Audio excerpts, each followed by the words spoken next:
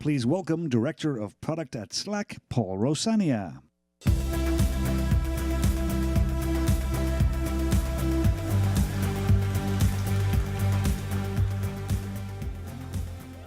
Hi, everyone, and welcome to the last breakout session of Frontiers. Our topic today is working across organizational boundaries in Slack. I'm Paul Rosania, Director of Product and the product lead for external communication, whether that's shared channels or guests, and I'll talk a little about both in a minute. Now, you heard a bit about shared channels at the keynote yesterday, but I'm excited to spend time with you today taking a deeper dive into external collaboration. I'll start by reviewing two features you can use to collaborate with people from outside your organization, as I mentioned, shared channels and guests. As Tamar mentioned yesterday, we believe that shared channels can be particularly transformative to the work that you do outside of your organization. So I'm going to spend some time in a demo showing you just how to get set up with shared channels. Then Julia Grace, who leads the engineering team responsible for external communication, will talk about best practices for managing shared channels. Lastly, you'll hear from Ryan McGredy from Optimizely, who has a really creative use case that will likely be relevant to many of you. We have a packed session today, but we'll do our best to save 5 to 10 minutes for questions at the end. Like other sessions, we're using an app called Slido, so if at any point during this session you have questions, just go to slido.com, enter the code #Slack, and select the opportunity room, which is the specific place to put questions for this breakout. And like I said, you can put them in at any moment, and we'll look at them all at the end when we have time. So first, why are we talking about external collaboration today? Why is it important? Let's start by hearing from you. Who among you works at a company that has to collaborate with organizations outside your company's walls? It's probably all of you. In today's world, all organizations need to work with people outside their company's walls. Whether you're working with partners, agencies, vendors, freelancers, accountants, we rely on more than our own company to move business forward. The challenge is external collaboration is heavily fragmented. It happens in a million different ways, whether that's text messages, phone calls, video calls, maybe you use email, long email threads, or maybe even multiple Slack workspaces aside from your own. Contrast that with how your organization uses Slack internally. When your team is using Slack, everything you need to get work done is in one place, and everyone sees the same thing. What if external collaboration worked the same way? Guest accounts and shared channels extend all the benefits of channel-based communication that you're used to internally to the work that you do outside the boundaries of your organization as well. No more context switching. All the information you need is in one place. And if that sounds utopian, it's not. A surprising 2/3 of Slack customers are already using guests to bring people into their organization. And as Tamar mentioned yesterday, even with the limited beta we have for shared channels, we're already seeing over 13,000 of our paying customers using the feature. And those that are using it to form, on average, 4 connections with other organizations. With shared channels, you get the context, alignment, and effectiveness of channels, not just at the heart of your company, but at the heart of your relationships with your partners and customers, which is why we feel like channels, and shared channels in particular, can be incredibly impactful to every organization. Now, I'll get into shared channels in a bit, but before I do, just a quick review of a feature you're already pretty familiar with, hopefully, guest accounts. Just a quick recap. Guest accounts are available for every paid plan, and they're great for individuals who feel like members of your org, but for whatever reason are limited in what they should be able to access. Maybe that's a contractor, maybe it's an intern, a temporary worker, or in some cases, maybe an individual service provider, someone like a lawyer or an accountant. Admins have a lot of control over guests. Guests have to be chaperoned. They're invited into channels by members of those channels. They can't just roam around your instance and join whatever channel they want. And they can only DM people that they can see, whether that's by DMing people in channels that they're working with, or if you need to talk to a guest, you can reach out to one, and after that, they're able to talk to you. As we talked about in the previous session, Guests also have expiration dates, which allows you to remember to deprovision accounts at the end of projects or people who have fixed contracts to make sure they're not sticking around in your organization longer than they should. And specifically on something that's in contrast to shared channels, guests are limited in what they can access to the time period that they are provisioned into your workspace.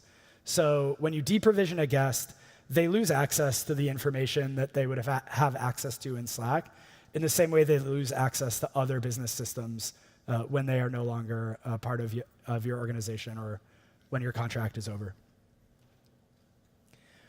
When you're working with guests, their profile provides a lot of helpful context. So as you can see on the screens next to me, guest profiles have a banner at the top that indicates both with an icon and with some text that you're seeing either a single channel or multi-channel guest. And down below, you can see the channels that they have access to. And if you're an admin, there's a link right off the profile to allow you to change the guest settings, including the expiration. Now, I want to share with you one best practice for guests. Now, those of you who are in the earlier session, scaling from 10 to 10,000 users, heard a little bit about this, but we really recommend creating a triage channel for approving guest requests. The triage channel, as you can see on the screen, serves as one place your teammates know they can go to request access to guest accounts. We do this at Slack, and it's a really helpful way for our admins to have a record of all of the requests for guest access all in one place. So what you see here, Anya's asked to provision a guest, and at a glance, I can see who the person is, how to reach them by email, which is important for actually adding the guest, and then further down, things like what channel they need access to, maybe a link to an NDA if they need to sign one in order to be provisioned, and then importantly, the expiration, which allows me as an admin to make sure I configure the guest correctly to be deprovisioned at the end of our working relationship.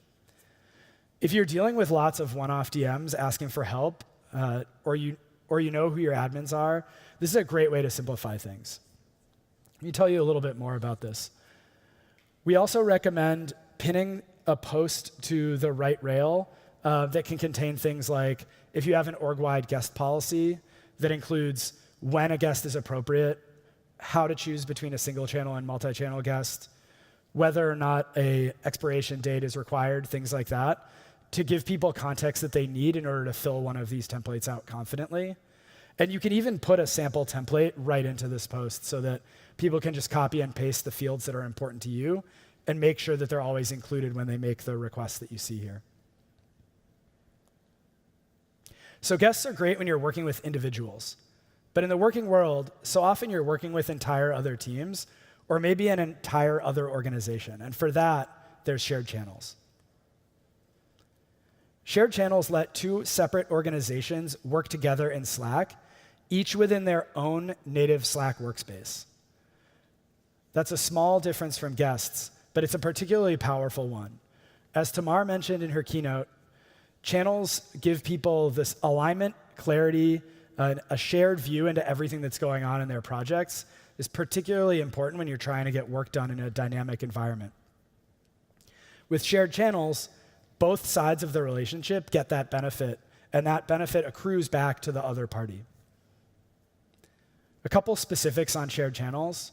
Only admins can create shared channels, and that's true whether you're the one creating the shared channel or if you've been invited to join one, you need to have an admin accept it. That's really important because it puts you in control of whether or not information is flowing between your organization and another party. Both sides of the relationship can also customize the shared channel. So for example, if you're a large multinational corporation, you may want external collaboration more often than not to be private, because it may represent partnerships that are not public to everyone in your workspace. But sometimes you might hire small creative agencies where that virtually the entire agency is deployed against your account, and you benefit and they benefit from their side of the channel being public so that everyone on that team can collaborate in real time. Similarly, channel naming conventions are something we talk about a lot that can really help simplify your experience of using Slack. And we allow both sides to set their own channel name so that the channel that represents the relationship can be named in a way that fits in to the naming conventions of both organizations. Lastly, you get an unlimited number of shared channels. And that's important in two different ways. First of all, it gives you an unlimited capacity to work with various partners and collaborators, but you can also create an unlimited number of shared channels with the same partner. So if you have a complex collaboration or if you have different people working on different parts of a project, you can create different shared channels between the same organization in the same way that you would create different channels within your company to represent a complex project. I know you're excited to get into the demo, but before I do that, I want to touch on a couple last things. Here's a look at the admin view of shared channels. Like with guest accounts, admins have full control and visibility over shared channels, including which shared channels are being shared to and with who. What's interesting here, though, is because we know the other organization, we're able to roll up the shared channels that are created so you can see specifically at a glance which companies or other organizations you're working with and the type of collaboration you have. And you can drill down into each of these to see the specific names of the channels. And under the ellipsis that you see on the right, if you ever get to the point where you have no relationship at all with another partner, or if something happens and you need to terminate communication right away, with a couple clicks, you can actually break off all the shared channels in one stroke, which can make it really easy to clean things up at the end of a partnership. So as Tamar mentioned, shared channels are available in beta today for organizations on Standard and Plus, and they're coming this summer for customers on Enterprise Grid. At the end of this session, we're going to share more about how to opt into the beta. One common question we get is when to use a shared channel versus when to use a guest account. And I think one way to look at it is very simple. Orgs are moving more and more towards shared channels for collaboration with other teams or other companies. So if you're working with another team, especially another team that's already using Slack, we found the simplest way to collaborate is almost always to create a shared channel. Now, when you're working with an individual, somebody who might almost feel like they're a part of your company, but either they're a contractor or, like I mentioned, someone who just needs to be limited in what they can access, a guest account might be more appropriate. Let me wrap up with a couple benefits of shared channels.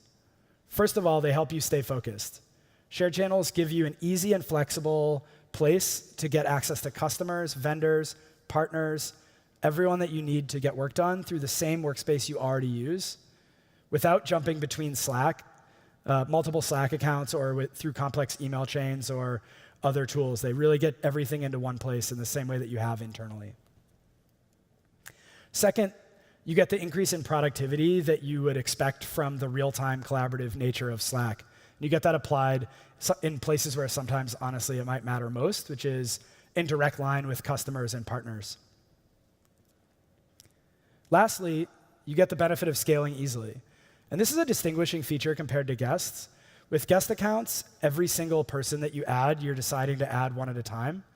With shared channels, both sides can use them just like normal channels, which includes inviting people, whether they're subject matter experts or people who are new to projects. They can be quickly added to the channel by either team, either to respond to a question real time or to help them ramp up, and they get the full history of everything that's been discussed and all of the rich onboarding experience that you would expect from a normal channel. So I spent a lot of time talking to you about what shared channels are and when to use them. Let me jump into a quick demo. I want to show you how to set up shared channels. In this demo, I'm again using Acme Corp, and in this case, I'm a product marketing manager. Acme Corp isn't yet using shared channels, but we've decided to because the email threads we're using with our partner are getting pretty unwieldy. So the first thing I need to do is to opt into the beta, and to do that, I click on the team menu in the top left, and I go down to shared channels down here. I click on that. And I get a helpful tip explaining what shared channels are and how they can be used. I've already decided that I'm definitely using shared channels, so I'm going to click Join the Beta. When I do that, I get a little tooltip explaining where to go, and I get the opportunity to create a shared channel right from here. If I'm not ready to do this, or if I have a shared channel I have a channel that I already want to share, I can also do that by clicking the gear menu on any channel, going to additional options, and sharing from there. In this case, I'm creating a new channel, so I'm going to click Create a Shared Channel. What you see should look pretty familiar to you. This is very similar to the channel creation dialog that we typically use. And there's a simple reason for that. When we designed shared channels, we were trying to bring people the benefit of channels and all of the great things that come from everybody being aligned around shared context. So a lot of what I'm going to show you here is going to feel a lot like channels today, and that's for that exact reason. As much as possible, they behave exactly the same way. So I'm going to start by typing in the name of my project, which is Project Alpha Design.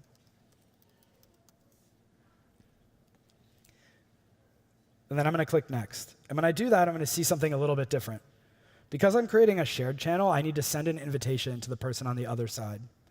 Now, as I mentioned, it needs to be an administrator because the other side needs to have control over whether or not to accept it. I happen to know the email address of the administrator already, so I'll type that in. And then you need the workspace URL of the other team.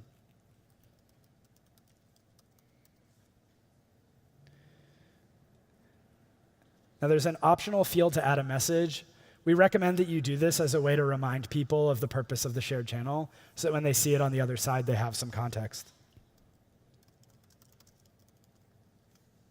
So when I click Create an Invite, you're going to see something familiar. I'm going to drop directly into something that looks almost like the channels that you're used to today. A couple differences I want to point out. First of all, at the top, you see my team's logo, Acme, and then you see this dashed box, AC. The AC here stands for Alpha Creative, and the dashed box represents that there's a relationship pending here. So whenever possible, we want to make sure that people understand that the space that they're in is intended for collaboration with external parties. So that's giving you a quick at-a-glance indication that this channel is going to be shared, that the stuff that's in here is going to be stuff that Alpha Creative is going to be able to see. And then at the bottom, you see a note from Slackbot. This is giving you an indication that I invited Alpha Creative to share this channel. And we put this in the channel history so that as you're looking back to try to remember what happened, how the collaboration went, you get an at-a-glance indication of exactly when it was that Paul reached out to the other team to start that collaboration. Now I'm going to switch over to the other team. So when I sent the invite, on the back end, Slack routed it directly to the administrator. So here I am, logged in as Margot on Alpha Creative, and I get this message from Slackbot here. So I'm going to go check that out. What I see here is a shared channel invitation message. If I click View Invitation, again, I'm going to start to see something very familiar. If I scroll down, you'll see this looks almost identical to the channel creation screen that you might be used to. At the top, though, I get a reminder of who has invited me to this shared channel and why. So my company has engaged in this contract confidentially, and it's not appropriate for me to share the context of this project with everyone on my team. So on my side, I'm going to make this a private channel, and our naming convention is a little different, so I'm going to change it here. On my team, we use -ext to indicate external collaboration, which is why you see that there. And when I click Accept and Add, just like before, I'll be dropped into something that looks almost exactly like a normal channel. A couple of differences that I'll point out again. If I scroll to the top, you'll see those same two logos, but now they're both filled in to indicate that the two companies are connected. You'll also see this welcome message with a wave here, welcoming me to the channel and reminding me of who I'm collaborating with. And then you'll see a message from Slackbot saying that it's now shared between the two workspaces. And if I type a message here, when I go back to the other side, you'll see that my message came through. So we have something that looks and feels almost exactly like a normal channel, but it exists on both sides of the relationship. So with shared channels, both sides get the same experience that they would get collaborating internally, but now they're getting all of those benefits with their partners and their customers. A couple last things I'll point out. Most importantly, as you look at each person, you'll see the logo of their team. This is a quick reminder, so if you don't recognize someone by their face, you can quickly know whether they're from your company or another. And you can pop these open just like regular profiles. And like I mentioned with guests, they have these indications.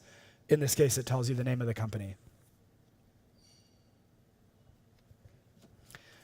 Lastly, when the relationship is over, let's say the project is a roaring success and we want to unwind, I can disconnect this shared channel, which allows both sides to go on their way, Maybe I want to keep using this channel to talk about the assets and look back on, maybe we'll do a retrospective and talk about how the project went, but I don't want to share all of that with our partner. By clicking on Project Alpha Design here and going to Additional Options, I can stop sharing this channel. What this is going to do is break the channel into two pieces, so each side has a channel that's very much like an ordinary channel, private within their workspace, and both sides can continue with their own copy. So if I do that and I click through the confirmation, the channel is now broken in half, and you can see at the top the iconography is gone. I got this message from Slackbot saying that Paul stopped sharing, so now again you have a record of when the collaboration ended. And if you scroll to the top, you won't see the icons again. So this should make it pretty easy for people to understand whether a channel is currently either connected, disconnected, or in that pending state when a connection is being formed. So that concludes the demo.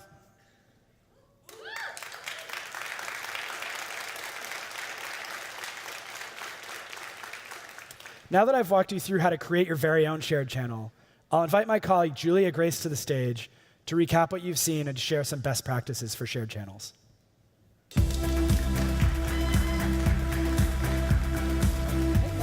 Thanks, Paul. Thanks. All right. How's everybody doing? Awesome. So many monitors. It's amazing. Let's recap. How do we share a channel? I'm just going to briefly touch on these points before we get to some best practices. All right. Now, the first thing that you want to do is identify the channel that you would like to share. Go to your workspace, find that channel. Now, next up, you go to the Channel Settings menu, and you select Share this channel. Now, at this stage, you need two pieces of information. The email address of the admin at the workspace that you want to share it with, and the workspace URL. If you don't have that URL, not to worry. Email the admin, they will have it. Finally, type a little message in there to say what you're sharing for, and you're ready. Now, as Paul mentioned, the admin on the other side will get a Slackbot notification, email, and can access that invitation in the admin dashboard. They can then accept, and you're ready to share. Now, let's talk about some best practices with shared channels. Now, I'm in a lot of shared channels. I talk to a lot of customers in shared channels. And it's important to note that every company uses Slack differently.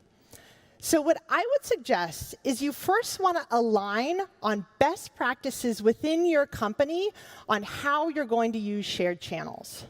We really love the triage channel idea, meaning create a channel where when folks want to create additional shared channels, they go there, they talk about what the channel's for, who the partner is that they want to share it with, how long, the duration they plan to share that channel.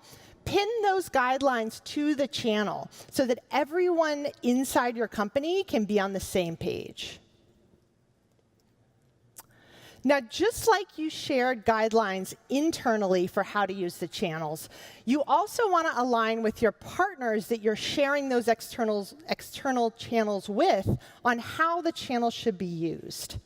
Now, let me give you some examples. How should we add new people to the channel? When do new people get added?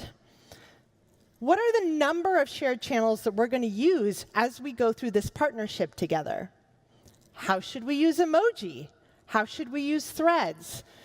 I suggest that you create a template and you pin that to the channel. So as you add new folks, they have that context of what this channel is for. We're going to have a customer come up soon, Ryan, and he's going to talk about a really great shared channels use case where he's using it for proof of concepts and customer support. In that case, it's really important to have an SLA in the channel. When should one side of the arrangement expect a response from the other side? How often and should you use @channel in the shared channel? Now, as Paul mentioned, you can also customize the channel. So it's public on one side, maybe private on the other. You can change the name to align with your naming conventions. I think that part is actually really important so that you internally know how to name your channels and thus how to find them.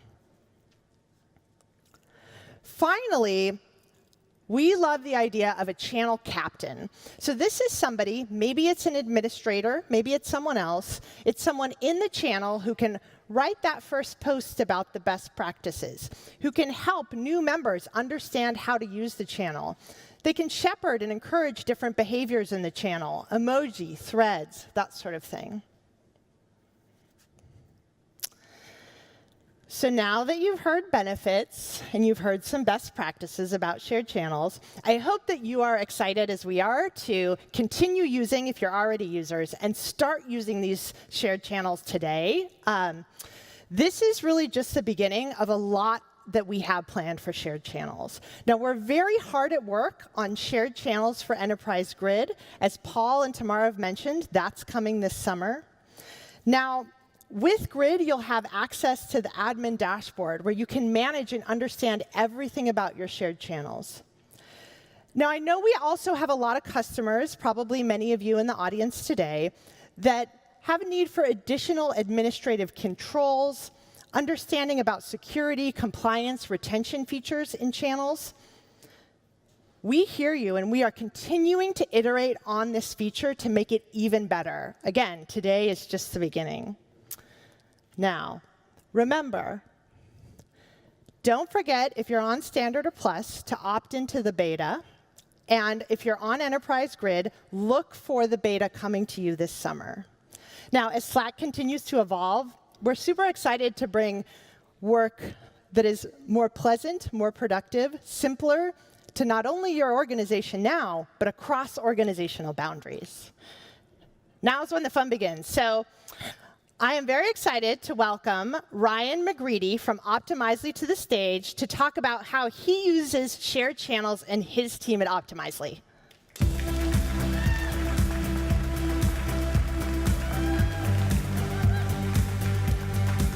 All right. Hi. Welcome, Ryan. So good to see you. Have a seat. Thanks. Thank you. All right. So Hi. tell us about Optimizely and tell us about your role there.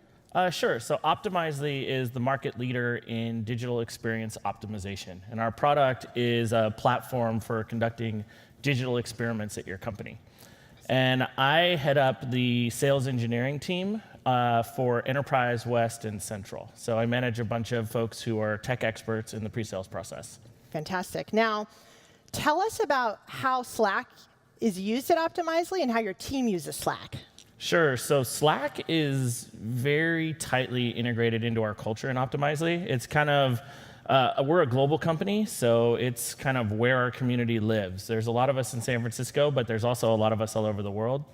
And we're always on Slack. It's kind of our main hub of culture at the company. And at my team, we use it for sharing ideas and for asking questions and getting support from each other.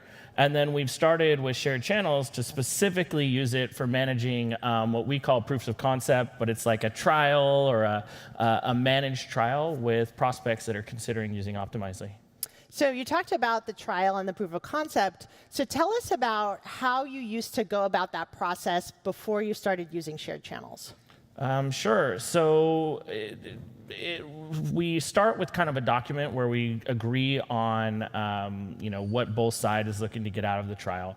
And then from there, we kind of managed all communications via phone calls and meetings and emails and kind of whatever way worked best to like get a hold of whoever you needed in the process. And it was kind of scattered all over the place in kind of traditional forms like that. And then how did you find out about shared channels and start using it for this use case? So we were looking at the idea of using Slack in general, and we started to use guest accounts. That wasn't working the best for us because of having to switch back and forth between workspaces. It was still making things kind of get lost in the shuffle. You had to sort of schedule into your day, going back and checking in the different workspaces you were assigned to for POCs. And we run all of our Slack channels through a central admin that's managed by the business systems team. And they contacted me and asked if we'd be interested in working with the shared channels beta. And so I said, yeah, we'll give it a shot. And we tried it with one POC, and it just was super successful.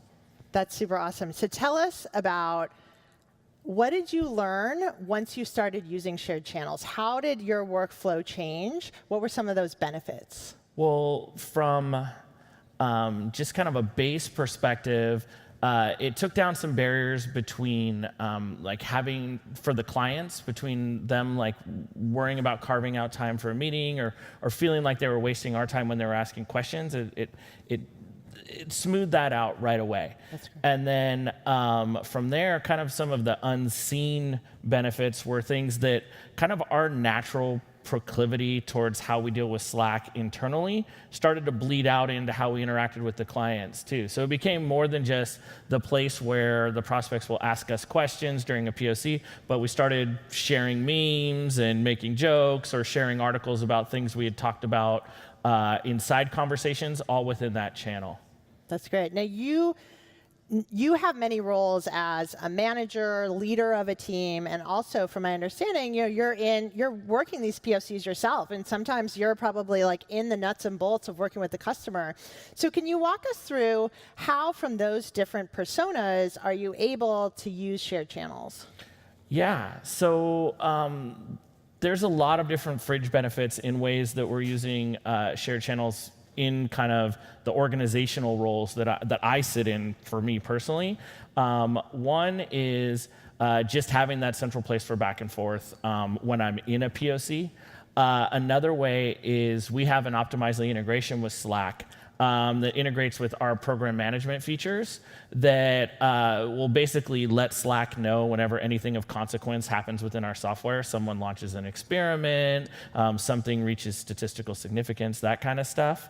And that's great for me when I'm managing a POC because I don't have to check in Optimizely to see what's going on. I get pinged when something happens that I should call the customer about and celebrate. And then from a manager perspective, it gives me a really easy at-a-glance way to check on all the POCs that are being worked on in my team and see how my folks are doing in there. And then it also gives us a place where we kind of have this one-stop archive of all of the interaction that happened over the course of a POC. Now, it sounds like you're in a lot of shared channels. Yeah. How do you manage them? Both from like, what's your internal process that your admins and your company uses, and then how do you manage those channels as maybe POCs wind down or come to an end? Sure. So how our admin manages them is it's all through Jira. We file a Jira ticket on, here's a channel that I want to have. Here's the customer I want to share it with. Here's who I want to add, and we file that stuff when we want to add additional people. And then an admin will join our channel. We make our channels private on our side, and so then we'll invite them in, and they'll invite whoever in. As far as how we administrate it at that level. From our team perspective, it's very much a work in progress. Like I keep coming up with, I came up with a new idea just listening to you backstage about having a captain for the team that announces up front. I think that's a great idea. But we have started doing things like posting SLAs in the channel topics at the beginning, and saying that because my SEs are managing multiple POCs at a time, and they're traveling and they're in on-site, so they're not necessarily always sitting there in the channel waiting to respond, and so we want to make sure people know that when they join in. We also will pin like a few startup articles around the POC or whatever docs, things like that go in there.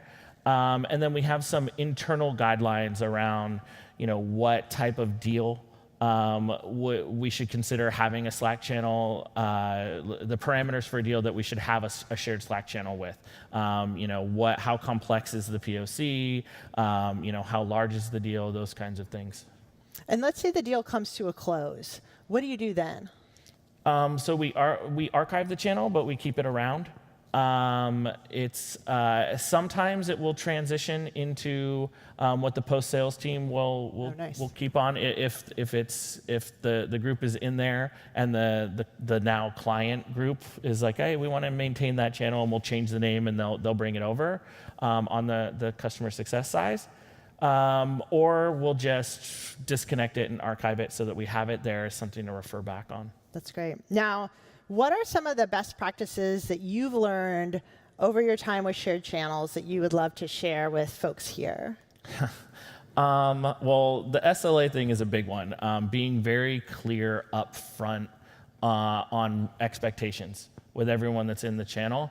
We learned that the hard way. Just with things on, people started posting into Slack, and if someone wasn't able to respond right away, there was some irritation back and forth. So we have to be very clear about, if you have an urgent need, Slack is not the place for it. Slack is the place for kind of asynchronous, informal communication around things. The other thing is use it. Honestly, that was kind of, and it sounds silly, but we were kind of afraid of who to open up shared channels with in clients, because we were like, oh, wait, now we're exposing like another way for people to get at us and try to ask for things. But we're now at a place where we're offering them in most POCs because we find it actually helps lower the effort on our side. That's fantastic. What final thoughts would you like to leave the audience with? Anything else? I think for me, it's just what we do is we just keep trying stuff. I think if we had really thought through using shared channels and wanted to plan it and have a strategy for it before launching it, we probably wouldn't be doing it right now because we'd still be trying to justify it or figure it out. But we just threw it out there and tried it with one prospect, and it worked so well that then we tried another one, and we just keep learning along the way. And I don't know that we would have gotten where we've gotten today if we hadn't have gone with that approach. Awesome. So it sounds like try it out, iterate, see what works, learn from all of those customers, and then for every single channel, every engagement, it kind of gets a little bit better, It sounds like from your internal process, and as you're working with bringing on more and more clients, adding new people to your team, I'm sure, as your team grows, having them use shared channels and bring their ideas. That's really awesome. Fantastic. So thank you, Ryan. Yeah. We are not going to bring Paul Rosagna to the stage because we are out of time. And unfortunately, we do not have time, it sounds like, for a Q&A. I see a no Q&A. It looks very firm. So on that note, thank you all so much for coming today. I hope you learned some good best practices, some techniques. Thank you so much, Ryan, for being so transparent, really opening up and sharing with us all of your ideas from Optimizely. Let's see what we're going to do. We don't even have a recap. It's like straight to the ice cream and the closing keynote. So don't forget, opt into the beta if you're on Standard or Plus. This summer, Enterprise Grid coming to you. And as Ryan said, you heard it here, just try it out. Thank you all so much. Thank you, Ryan. Thank you.